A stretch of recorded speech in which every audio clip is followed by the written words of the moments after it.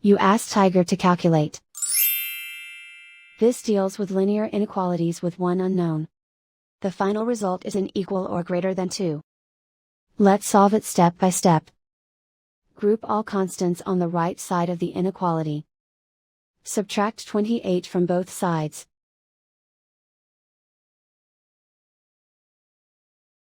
Simplify the arithmetic.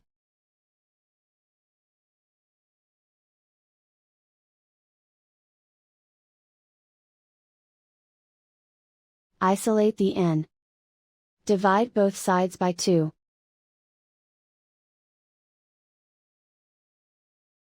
Simplify the fraction.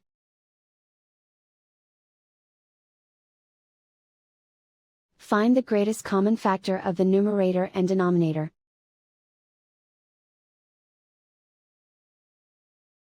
Factor out and cancel the greatest common factor.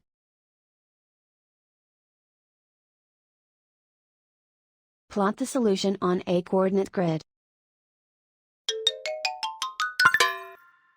And so the final result is n equal or greater than 2.